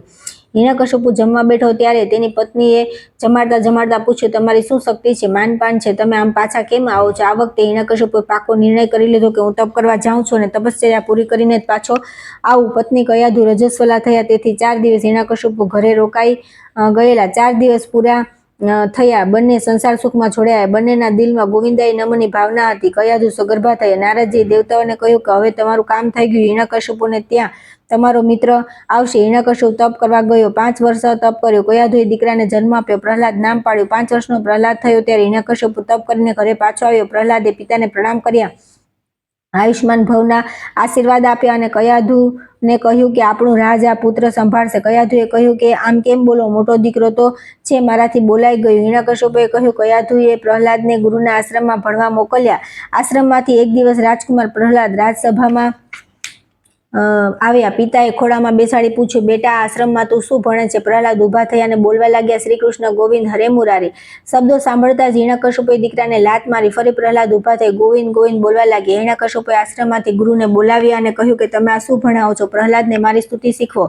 ગુરુજી કહે કે એ તો અમારું સાંભળતો નથી, દિવસ રાત ભગવાન નામ સ્મરણ કર્યા કરે છે. હિરણ્યકશ્યપે કહ્યું કે રાતે જ્યારે તે ગોવિંદ ગોવિંદ બોલે ત્યારે તમે તેને મારી નાખજો, સજા કરો, પણ તેને ગોવિંદ ગોવિંદ બોલતા ન શીખવાડો. થોડા સમય બાદ ફરી પ્રહલાદ હિરણ્યકશ્યપે આશ્રમમાંથી ઘરે બોલાવીને પૂછ્યું કે બોલો પ્રહલાદ, હવે તું આશ્રમમાં શું શીખ્યો? પ્રહલાદે કહ્યું કે આપને ન ગમે તો હું ન બોલું. હિરણ્યકશ્યપ કહે કે બોલ, શું શીખ્યો? પ્રહલાદ બોલવા લાગ્યો, કૃષ્ણએ વાસુદેવાય નમઃ. હિરણ્યકશ્યપ આ સાંભળી ગુસ્સે ભરાયો અને જાહેરાત કરી કે પ્રહલાદને જે મારી નાખશે તેને ઇનામ આપીશ. કયાધુએ પોતાના પતિને આજીજી કરી કે તેને મારી ન નાખો, હું મારા દીકરાને લઈને અહીંથી દૂર ચાલી જાઉં છું. હિરણ્યકશ્યપે પ્રહલાદને ઝેર આપ્યું, હાથીના પગ નીચે કચડ્યો, તેલમાં તળ્યો, પર્વત પરથી ધક્કો માર્યો. પ્રહલાદ ગોવિંદનો જપ કરતો રહ્યો અને જીવતો રહ્યો, કોઈ રીતે તેને મારી શકાયો નહીં. સુખદેવજી કહે કે હે પરીક્ષિત, પ્રહલાદને મારવા અનેક પ્રયત્ન તેના બાપે પણ કર્યા, એકેય સફળ ન થયા. એમ કરતા કરતા હોળીનો તહેવાર આવ્યો. હિરણ્યકશ્યપની બહેન હોલિકા આરડો લઈ પોતાના ભાઈના દીકરાને આપવા આવી. પોતાના ભાઈને ઉદાસ જોઈ બહેન બોલી કે ભાઈ, તું ઉદાસ કેમ છે? હિરણ્યકશ્યપે કહ્યું કે આ દીકરો ઉલંગાર પાક્યો છે, અનેક ઉપાય કર્યા છતાં પણ મરતો નથી. હોલિકાને વરદાન હતું, તેને અગ્નિ બાળી શકે નહીં. હોલિકાએ ભાઈને કહ્યું કે ભાઈ, તારું કામ હું ઘડીના છઠ્ઠા ભાગમાં કરી દઉં. હોલિકાએ ચિંતાની રચના કરી, પોતે પ્રહલાદને ખોળામાં બેસાડી ચિતા પર બેઠી, ચિતા સળગાવી. છોકરાએ પ્રહલાદને ખેંચીને બહાર કાઢી લીધો. ફઈબા હોલિકા બળીને ભસ્મ થઈ ગઈ. પ્રહલાદને કંઈ ઈજા ન થઈ. થાકીને હિરણ્યકશ્યપ ગુરુજીને કહ્યું કે આને તમે આશ્રમમાં લઈ જાઓ અને સુધારો. થોડા વખત પછી પ્રહલાદને બીજા શિષ્યોને ભણાવવાનું સોંપી. ગુરુજી હિરણ્યકશ્યપને પ્રહલાદની વાત કરવા ગયા. પ્રહલાદને કહેતા ગયા કે હું તારા પિતા પાસે જાઉં છું, તું શિષ્યોને સંભાળજે. પ્રહલાદે ગુરુની ગેરહાજરીમાં 60,000 શિષ્યોને ટટ્ટાર ઉભા રાખી ગોવિંદ શીખવાડ્યું. એક ચિત્તે બધા ઈશ્વરની પ્રાર્થના કરી. પ્રહલાદજી વિદ્યાર્થીઓને કહે છે કે ઈશ્વરે દરેકને 100 વર્ષનું આયુષ્ય આપ્યું છે. 50 વર્ષ પછી વૃદ્ધાવસ્થા આવે છે. માણસે બાળપણથી જ ઈશ્વર સ્મરણ કરવાની આદત પાડવી જોઈએ. વિદ્યાર્થીઓ પ્રહલાદને પૂછવા લાગ્યા કે તમે રાક્ષસના દીકરા, તમને આ જ્ઞાન કોણે આપ્યું? પ્રહલાદે કહ્યું કે જ્યારે મારા પિતા તપ કરવા ગયા ત્યારે મારી માતા સગર્ભા હતા. હું મારા માતાના પેટમાં 6 મહિનાનો હતો. ઇન્દ્રે વિચાર્યું કે આના પેટમાં રાક્ષસ બાળક છે, બીજો રાક્ષસ ન મારવો પડે, માટે મારી માતાને પકડી મારવા તૈયાર થયા. ત્યારે નારદજી આવ્યા. તેમણે ઇન્દ્રને કહ્યું કે કયાધુના પેટમાં ભગવાનનો ભગત છે, તેને મારો નહીં. મારી માતા ડરની મારી થરથર ધ્રુજવા માંડી.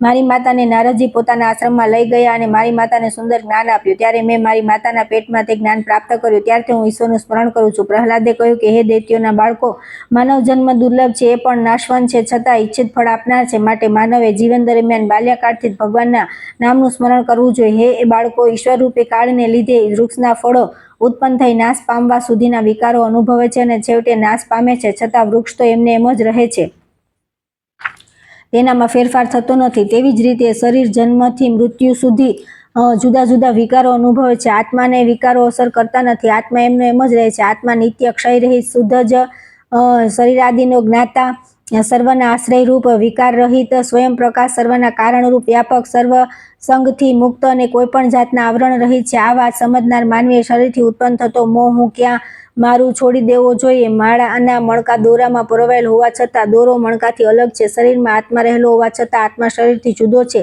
સંસારની માયામાંથી છૂટવાના અનેક ઉપાય છે, છતાં નારદજીએ ભક્તિયોગને ઉત્તમ ઉપાય કહ્યો છે. ભક્તિયોગમાં ગુરુની સેવા, સર્વ વસ્તુ ભગવાનને અર્પણ કરવી, સંત સમાગમ, ભગવાનના ગુણગાન, તે કીર્તન, ઈશ્વરના ચરણકમળનું ધ્યાન, ઈશ્વર મૂર્તિનું દર્શન, પૂજન, અર્ચન, કીર્તન વગેરે ભગવાનમાં પ્રીતિ વધારવાના અંતરંગ સાધનો છે. ઈશ્વર સૌનો છે, સર્વ પ્રાણીમાં વસેલો છે, તેથી દરેક જીવને સમાન ગણી સૌને સંતોષ આપવો. ભગવાન અંતર્યામી છે, આકાશની પેઠે આપણા સર્વમાં વ્યાપેલો છે. ઈશ્વરની ઉપાસનામાં કોઈ મોટી મહેનત નથી. સંસારની મોહ પમાડનારી વસ્તુઓ મેળવવાથી કોઈ લાભ નથી, કારણ કે તે બધી આખરે નાશવંત છે. અરે માનવ શરીર પણ નાશવંત છે. અનેક ઈચ્છાઓ રાખી કર્મ કરનાર વારંવાર દુઃખી થાય છે. આથી માણસે કોઈ પણ પ્રકારની ઈચ્છા ન રાખવી, જેથી સુખ પ્રાપ્ત થાય છે. માણસ પોતાના દેહ વડે કર્મ કરે છે અને તે કર્મ અનુસાર ફરી પુનર્જન્મ દેહ મળે છે. આમ કર્મ અને ઈશ્વરનું નિષ્પૃહ ભાવે ભજન કરવું જોઈએ. શુદ્ધ ભક્તિભાવથી ભગવાન પ્રસન્ન થાય છે. હે દાનવ બાળકો, માણસનો સ્વાર્થ આ જગતમાં ફક્ત જન્મ લઈ ભગવાનની શુદ્ધ ભાવે ભક્તિ કરવી અને સર્વ સ્થળે એટલે અણુ અણુમાં ભગવાનનું જ છે એમ તે જગતને જોવું. બીજે દિવસે ગુરુજી આશ્રમમાં પાછા ફર્યા ત્યારે વિદ્યાર્થીઓ પ્રહલાદે શીખવાડેલું તે પ્રમાણે ગોવિંદ ગોવિંદ બોલવા લાગ્યા. ગુરુએ રાજા હિરણ્યકશ્યપને ફરિયાદ કરી. હિરણ્યકશ્યપે ગુરુને જેલમાં પૂર્યા અને હુકમ કર્યો કે મારી નાખો પ્રહલાદને. હિરણ્યકશ્યપે સોનાના થાંભલાને ગરમ કર્યો. વૈશાખ સુદ 14 અને બુધવાર હતો. કયાધુ પતિની વિનંતી કરે છે, કરગરે છે કે હે કંથ, હું મારા દીકરાને લઈને ચાલી જાઉં છું, તેને આ મારી ન નાખો. હિરણ્યકશ્યપ કહે કે નહીં, એને છોડાય નહીં. કરોડો માનવીઓ પ્રહલાદને છેલ્લી અંજલિ આપવા રાજમહેલમાં આવ્યા છે. હિરણ્યકશ્યપે હુકમ કર્યો કે કોઈ પણ ગોવિંદને જુએ તો મારી નાખે. મારા દીકરાને હું મારા હાથે જ મારીશ. બોલાવો પ્રહલાદને. પ્રહલાદજી આવ્યા, હાથ જોડીને ઉભા રહે. હિરણ્યકશ્યપે કહ્યું કે કુલાંગાર ગોવિંદને યાદ ન કર, તે તો તો મારા ભાઈને મારનાર છે. પ્રહલાદજી કહેવા લાગ્યા, જન્મ મરણની આ તો ઘટમાળ છે. દુષ્ટથી તે ડરશે નહીં, જેને ઈષ્ટનો આધાર છે. હિરણ્યકશ્યપ કહે, બતાવ તારો ગોવિંદ ક્યાં છે? બધા તૈયાર રહો, મારો વેરી આવે છે. પ્રહલાદ કહે કે આખું જગત વિષ્ણુમય છે, ઈશ્વર તો દરેકે દરેક જગ્યામાં છે. આ સાંભળી કોપાયમાન થયેલા હિરણ્યકશ્યપે પ્રહલાદને કહ્યું કે આ સોનાના થાંભલામાં તારો ગોવિંદ છે, તેને બધ ભર. પ્રહલાદજી હે ગોવિંદ કહેતા થાંભલાને બધ ભરવા ગયા. ત્યાં થાંભલો ફાટ્યો. ન દિવસે ન રાતે, ન ઘરમાં ન બહાર, ન માનવ ન પશુ મારી શકે તેવું હિરણ્યકશ્યપ અને બ્રહ્માજીનું વરદાન હતું. થાંભલો ફાટતા અર્ધ નર અને અર્ધ સિંહના સ્વરૂપવાળા નરસિંહ ભગવાન વિકરાળ સ્વરૂપે પ્રગટ થઈ. હિરણ્યકશ્યપને પકડી ઉંબરા પાસે બેસી પોતાના સિંહ નખથી તેની છાતી ફાડી નાખી. હિરણ્યકશ્યપનો ભગવાન નરસિંહે સંહાર કર્યો. પ્રહલાદજીએ ભગવાનને સાષ્ટાંગ પ્રણામ કર્યા. માતા કયાધુએ ભગવાનને પ્રણામ કર્યા. બ્રહ્મા મહેશ સહિત 33 કરોડ દેવતા હાથમાં પુષ્પની અંજલિ લઈ ઉભેલા. તે સઘળા મનમાં શંકા કરવા લાગ્યા કે આ વિષ્ણુ ભગવાન, લક્ષ્મી અને સાવિત્રી પણ શંકા કરવા લાગ્યા. પ્રહલાદજીએ ભગવાનને વિનંતી કરી કે હે પ્રભુ, તમારા વિકરાળ સ્વરૂપને સંકેલી લઈ આપનું ચતુર્ભુજ સ્વરૂપ ધારણ કરો. આ સામે ઉભેલા દેવ દેવીઓની શંકાનું નિવારણ કરો. ભગવાન કહે કે હે પ્રહલાદ, હું તારી માફી માગું છું. તને ઘણીવાર મારી નાખવાના પ્રયત્ન થયા, ત્યારે હું આવ્યો નહીં. તારા બોલવાની રાહ જોઈ મને ક્ષમા કર. ભગવાન પ્રહલાદજીને પગે લાગ્યા. પ્રહલાદજી કહે કે હે પ્રભુ, આપને માફી માગવાની ન હોય, અમારો આપના શરણમાં સ્વીકાર કરો. ભગવાને નરસિંહ સ્વરૂપ સંકેલી ચતુર્ભુજ સ્વરૂપ ધારણ કર્યું. દેવ દેવતાઓ એ ભગવાન પર પુષ્પવૃષ્ટિ કરી. પ્રહલાદજીને પ્રભુએ તેના પિતાના રાજપાટ સોંપ્યા. સુખદેવજી કહે છે કે હે રાજા પરીક્ષિત, તારો ત્રીજો દિવસ છે. થોડા દિવસો તારા જીવનના બાકી છે. મેં તને જે જ્ઞાન આપ્યું તે સાંભળ્યું, તેને આચરણમાં મૂકવા કોશિશ કરજે. કામ, ક્રોધ, માયાથી દરેક માણસ પીડાતો હોય છે. જાણે અજાણી પાપ થતા હોય છે. મંગલ પ્રભાતે થોડી ક્ષણે માણસે પોતાનું જીવન મંગલમય થાય કે જાય એમ મનમાં વિચાર રાખી એક આસન પર બેસી ભટકતા મનને રોકી એકચિત્ત ઈશ્વરનું આરાધન કરવું. એક પણ ક્ષણ કોઈ પણ વ્યક્તિની કર્મ કર્યા વગર જતી નથી. એકાગ્રતા ન તૂટે માટે મનને પ્રભુના નામ સ્મરણમાં જોડવું. પરીક્ષિત કહે કે હે સુખદેવજી, આપે કહેલી કથાનું મનન કરું છું. ભૂલ થાય તો ક્ષમા કરજો. ગૃહસ્થાશ્રમમાંથી સીધો અહીં આવ્યો છું. સુખદેવજી કહે કે હે રાજા પરીક્ષિત, ભગવાન પ્રહલાદને કહે છે કે તારા પિતાએ તારા પર આટલા જુલમ કર્યા છતાં પિતા માટે એક ખરાબ વિચાર સ્વપ્નમાં તને ન આવ્યો. જીવ જવાની તૈયારીમાં હતો ત્યારે મનમાં ગોવિંદ ગોવિંદનો જાપ કર્યો. હે ભગવાન, મને બચાવો તેમ પણ ન કહ્યું. હે પ્રહલાદ, તું માગ, હું તને શું આપું? ભગવાન પ્રહલાદની કસોટી કરે છે. પ્રહલાદજી કહે છે કે હે ભગવાન, તમે મને મારી ભક્તિનો બદલો આપવા માંગો છો? મારે કંઈ જોઈતું નથી. ભગવાન કહે કે હે પ્રહલાદ, તું તો નાનો બાળ છે. તારી માતાને તેમ સામે ઉભેલા દેવતાઓને પૂછી જો. પ્રહલાદજી કહે કે હે પરમ કૃપાળ, હું તમારી પાસે એક જ વસ્તુ માગું છું. તમારી ભક્તિ કરતા કરતા મારામાં ક્યારેય પાપ વૃત્તિ ન જાગે. મને જે મારી સ્ત્રીઓ હેરાન પરેશાન કરે તે ન કરે. પહેલી સ્ત્રી તે મારી જીભ. જી હવે સદૈવ ભજ સુંદરાણી રહે, એટલે કે હું મારી જીભથી સદાય તમારું ભજન કીર્તન કરતો રહું. બીજી સ્ત્રી કર્ણેન્દ્રિય. કાનથી હું કોઈની નિંદા કે ખરાબ વાત ન સાંભળું. ફક્ત ઈશ્વર ભજન કે સ્મરણ જ સાંભળું. પરમ કૃપાળુ પરમાત્માએ પ્રહલાદ પર પૂર્ણ કૃપા કરી. દેવતાઓએ ભગવાનને વંદન કર્યા. હે પરીક્ષિત, ઈશ્વરના દર્શન એટલા ખરા હૃદયથી કરો કે મનમાં ક્યારેય પાપવૃત્તિ ન જાગે. હે રાજકુમાર ધ્રુવ અને રાક્ષસ કુમાર પ્રહલાદની વાત તને કરી. હવે હું આ પછી તને ભગવાનના વામન ભગવાન, રામ ભગવાન, પરશુરામ અને ભગવાન કૃષ્ણની કથા કઈ સંભળાવીશ.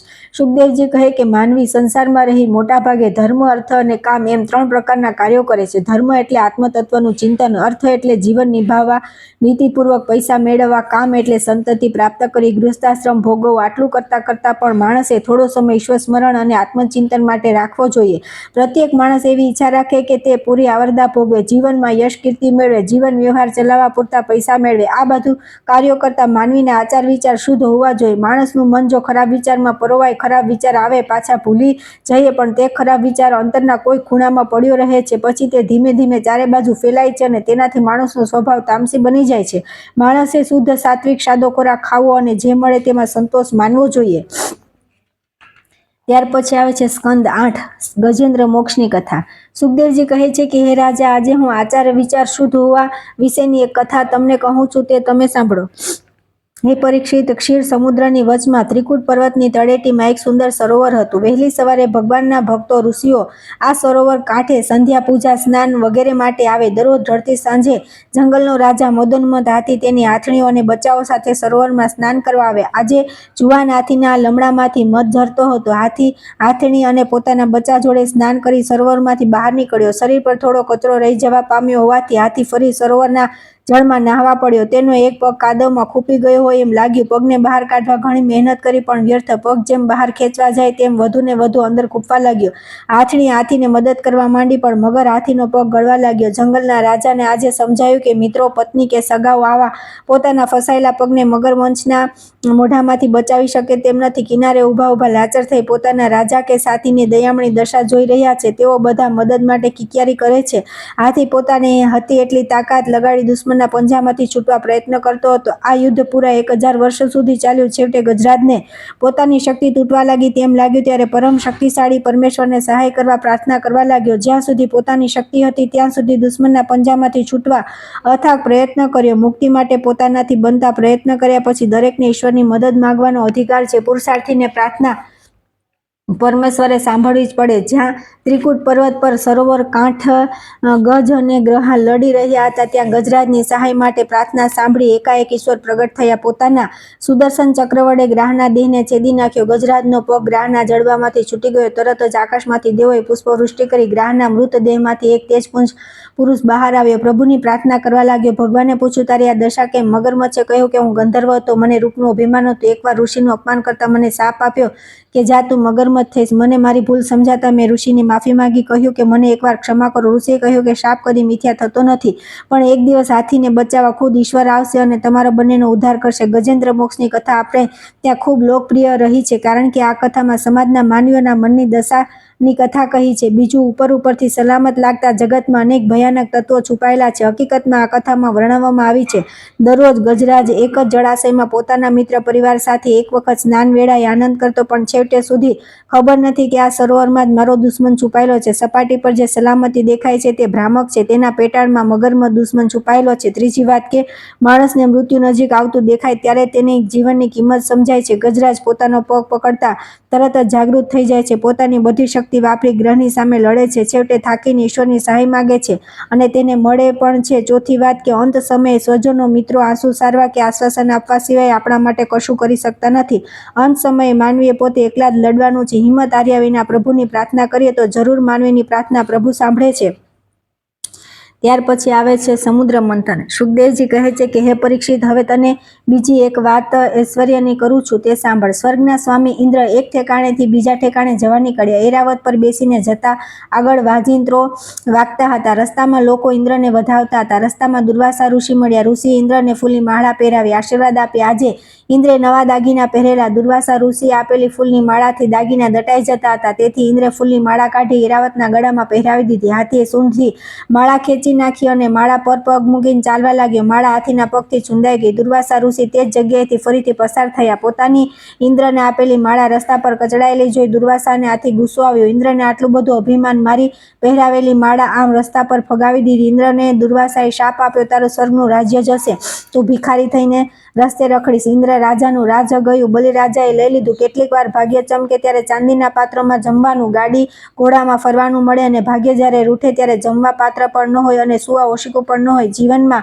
આવું ઘણીવાર બને છે. દેવોનું રાજ્ય જવાથી દેવો મૂંઝાયા. ભગવાન પાસે ગયા અને કહેવા લાગ્યા કે હે પ્રભુ, અમારું રાજ્ય દાનવોએ લઈ લીધું, અમે ખૂબ મૂંઝાયા છીએ. ભગવાન વિષ્ણુએ કહ્યું કે આપણે એક નવી જ યોજના ઘડીએ. જે યોજના ઘણો જ પરિશ્રમ માગી લે છે. જે યોજના મુજબ સાગર મંથન કરવાનું. આ કામમાં તમારે દાનવોનો સહારો લેવો. જગતને વ્યવસ્થિત કરવા સાગર મંથન કરવું જરૂરી છે. સાગર મંથનની કથા એટલે જીવન મંથનની કથા.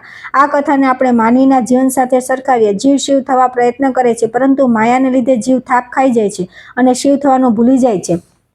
હે પરીક્ષિત, સુખદેવજીએ કહ્યું કે હે દેવો, સાગર મંથન કરવામાં પહેલા મંદરાચલ પર્વત ઉંચકીને અહીં લાવવો પડશે.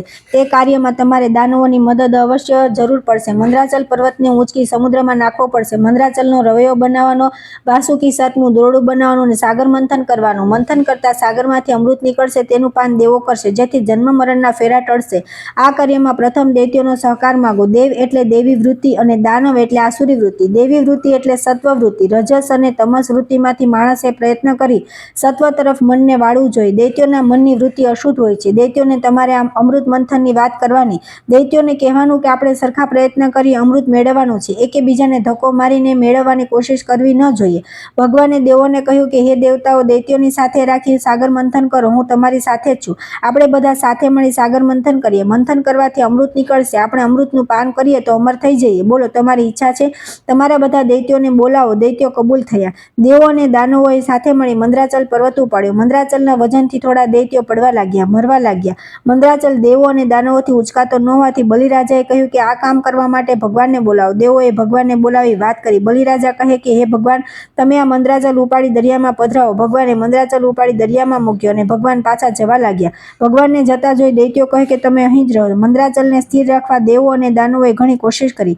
ગણપતિની પ્રાર્થના કરી. પરમ કૃપાળુ પરમાત્માની પ્રાર્થના કરી. પરમાત્માએ બધાની પ્રાર્થના સાંભળી પોતે કુર્માવતાર ધારણ કર્યો. કાચબાની પીઠ પર મંદરાચલ સ્થિર કર્યો. વાસુકી સર્પને કહ્યું કે આ સાગર મંથનમાં તમને દોરડા તરીકે વાપરીશું. અમૃત નીકળશે તો તમને આપીશું. વાસુકી સર્પ કબૂલ થયા. વાસુકી સર્પનું દોરડું બનાવ્યું. ભગવાને દેવોને કહ્યું કે તમે સર્પના મોઢામાં તમારા મોઢા તરફ રાખજો. દેવો તે વાત માનશે નહીં. તેઓ પોતાના તરફ મોઢા રાખશે. દેવોએ પોતાના તરફ સર્પોના મોઢા રાખ્યા, પણ દાનવો માન્યા નહીં. સર્પોના મોઢા તરફ પોતાના તરફ રાખી સાગર મંથન કરવા લાગ્યા. સર્પના મોઢામાંથી ઝેર નીકળવા લાગ્યું, તેથી દૈત્યો ટપાટપ મરવા માંડ્યા. દૈત્યો કહે કે અમારે મંથન કરવું નથી. આમાંથી અમૃત ક્યારે નીકળશે? ભગવાન કહે મંથન ચાલુ રાખો, અમૃત જરૂર નીકળશે. દેવો અને દાનવો ભગવાનના કહેવા મુજબ સામસામા ઊભા રહી સાગર મંથન કરવા લાગ્યા. દેવો અને દાનવોનો પરસેવો નીકળવા માંડ્યો. દાનવો થાકવા લાગ્યા. દાનવો કહે કે ઇન્દ્ર, હજી કેટલી વાર? મંથન કરતા કરતા સૌ પ્રથમ સોનાનો કળશ નીકળ્યો. કળશ હળાહળ ઝરથી ભરેલો હતો. બધા કહેવા લાગ્યા કે નાખી દો, નાખી દો. ભગવાને કહ્યું કે નાખી ન દેવાય. નાખી દઈએ તો પૃથ્વી પરના બધા જીવો નાશ પામશે. દેવતાઓએ દૈત્યો કોણ પીશે તમારામાંથી? નીચે ઢોળાશે તો જગતનો નાશ થશે. દેવતાઓ જગતના રક્ષણહાર કૈલાસ પર બેઠેલા શંકર પાસે આવ્યા. હે મહાદેવજી, સમુદ્ર મંથન કરતા હળાહળ ઝેર નીકળ્યું છે. તમે નહીં પીઓ તો જગતનો નાશ થશે. મહાદેવજી જગતના રક્ષણ માટે હળાહળ ઝેર પી ગયા. ન પેટમાં જવા દીધું, ન બહાર કાઢ્યું, પોતાના ગળામાં અટકાવી રાખ્યું. આ હળાહળ ઝેરથી મહાદેવજીના ગળાનો રંગ નીલો થઈ ગયો. મહાદેવજી નીલકંઠ કહેવાયા. ઝેર પીને મહાદેવજી હાથ ધોયા. જે ઝેરવાળું પાણી હાથ ધોવાથી જમીન પડ્યું તે સર્પ, કાન, ખજૂરા વગેરે પી ગયા. તેઓની દાઢમાં ઝેર રહી ગયું. બીજી વખત મહાદેવજી હાથ ધોયા ત્યારે પાણી કોણે પીધું? જગતમાં ઘણા એવા લોકો છે જે બીજાની ઉન્નતિ પ્રગતિ ન જોઈ શકે. એવા લોકોએ આ ઝેર પાણી પી લીધું, તેથી તેઓની આંખમાં ઝેર આવ્યું. માનવી ધારે તો શૂન્યમાંથી સૃષ્ટિ પેદા કરી શકે. નિશ્ચય યારી આપતું હોય અને કામ કરવાની તૈયારી હોય તો માણસ નરમાંથી નારાયણ થઈ શકે. સાગર મંથન કરતા કરતા કામધેનુ ગાય નીકળી. ભગવાન વિષ્ણુએ કહ્યું કે કામધેનુને સ્વર્ગમાં મોકલો. કામધેનુને સ્વર્ગમાં મોકલી. તે પછી પારિજાતના ફૂલનું ઝાડ નીકળ્યું. પારિજાતને પણ સ્વર્ગમાં મોકલવામાં આવ્યું. તે પછી ઉચેશ્રવા અશ્વ નીકળ્યો. બલિરાજા અને ઇન્દ્ર બંનેએ માગ્યો. ભગવાન કહે ન્યાય કરીએ.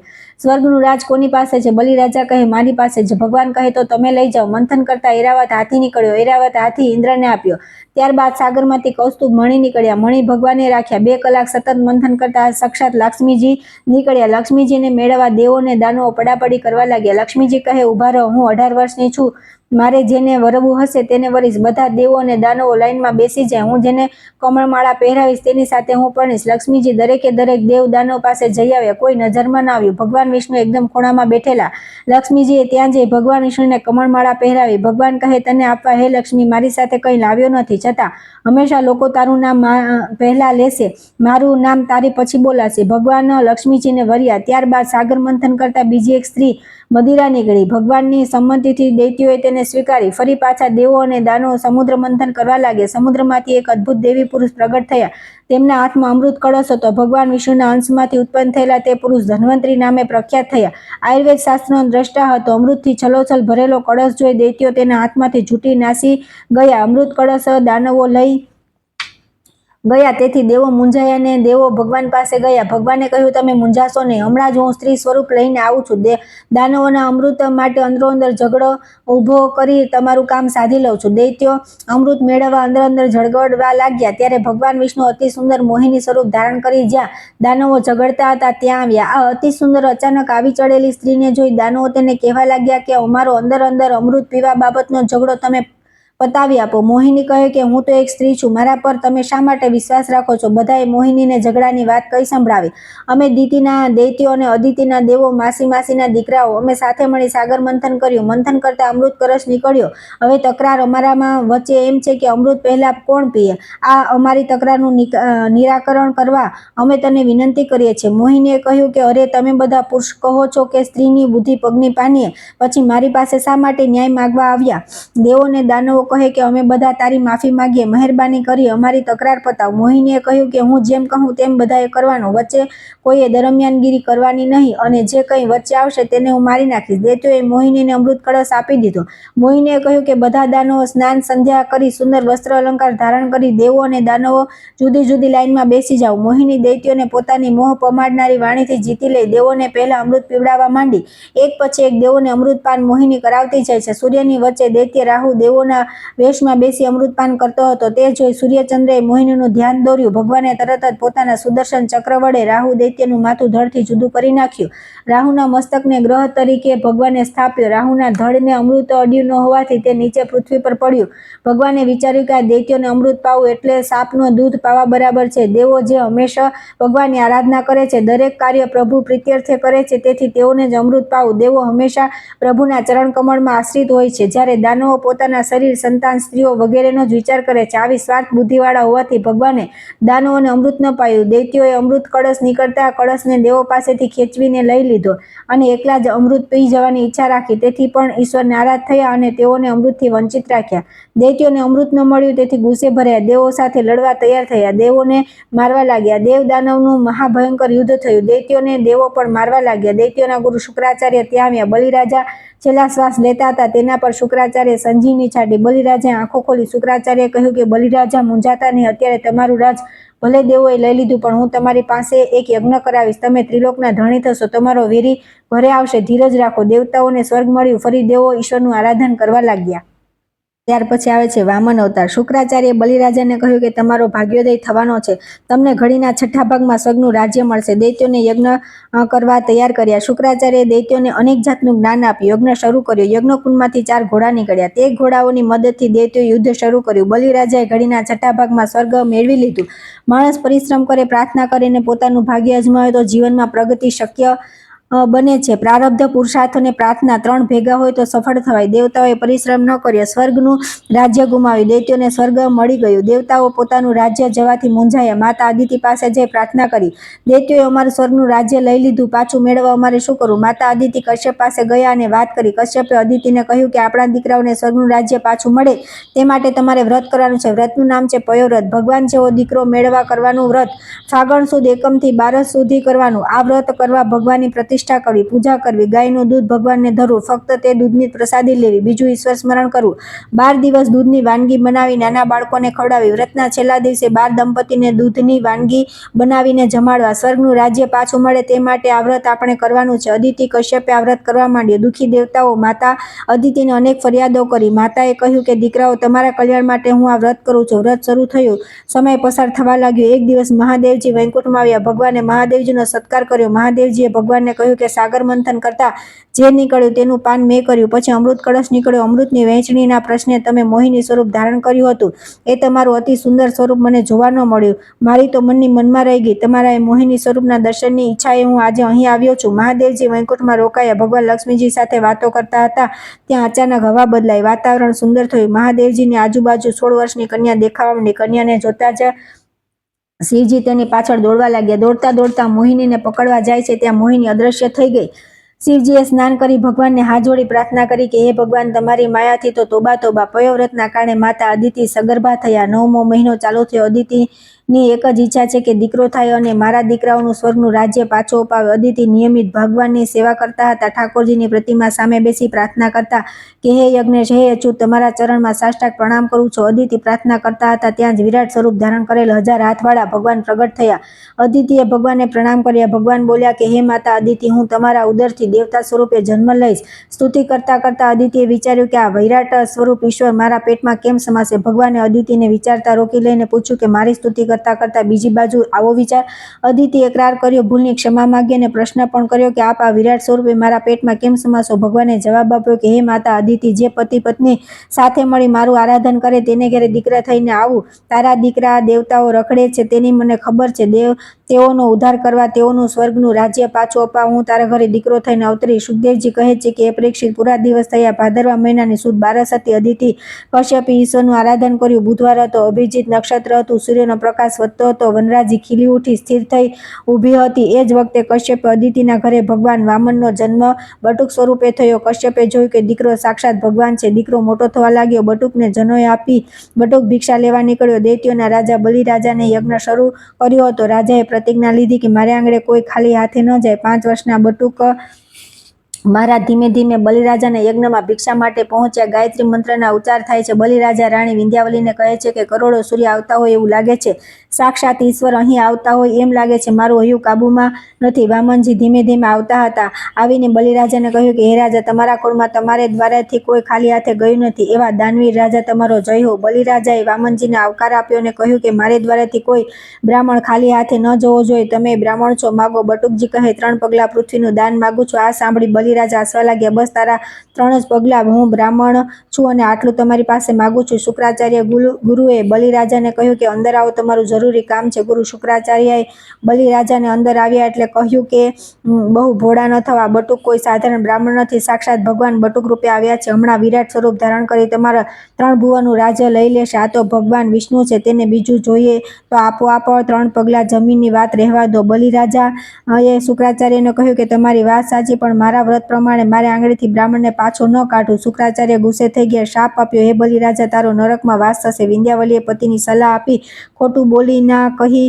દો. વિંધ્યાવલી કહે કે ગૃહસ્થાશ્રમમાં પત્નીને ઉત્સાહના વચનથી વશ કરવામાં કોઈના વિવાહ થતા હોય ત્યારે મશ્કરીમાં આજીવિકા માટે, ગ્રામ માટે, બ્રાહ્મણો માટે અને કોઈની હિંસા થતી રોકવા ખોટું બોલવામાં પાપ નથી. બલિરાજા કહે કે હે વિંધ્યાવલી, સાંભળો. દાન આપતી વખતે આપનારનો જીવ કડીએ કડીએ કપાય તો દાન દેનાર લેનાર સુખી ન થાય. બટુકજી બોલ્યા કે ભીતને પણ કાન હોય છે. મેં તમારો પતિ પત્નીનો અને ગુરુ સાથેનો ઝઘડો સાંભળ્યો છે. તમારા ગુરુએ તમને આટલું ઐશ્વર્ય અપાવ્યું છે અને હવે તમને નરકમાં જાવ એવો શાપ આપે તેના કરતાં હું દાન લીધા વિના ચાલ્યો જાઉં છું. બલિરાજા કહે કે હે ગુરુજી, મને નરક કબૂલ છે, પણ આંગળે આવેલા બ્રાહ્મણ હાથ ખાલી જાય તેમ નહીં થવા દો. બટુકજીએ બલિરાજાને દાનનો સંકલ્પ કરાવ્યો. સંકલ્પ કરાવવા ઝારીમાંથી જળ ન નીકળી શકે માટે ગુરુ શુક્રાચાર્ય પાણીની ઝારીના નાળચામાં પેસી ગયા. ઝારીમાંથી જળ ન નીકળતા દર્ભશાલાકા લઈ બટુકે ઝારીમાં ભરાવી. શુક્રાચાર્યની એક આંખ ફૂટી ગઈ. આંખમાંથી લોહી નીકળ્યું. સંકલ્પ કરવા જળ પવિત્ર જોઈએ. જળમાં લોહી ભળવાથી અશુદ્ધ થઈ ગયું. ઝારી બદલી નાખો.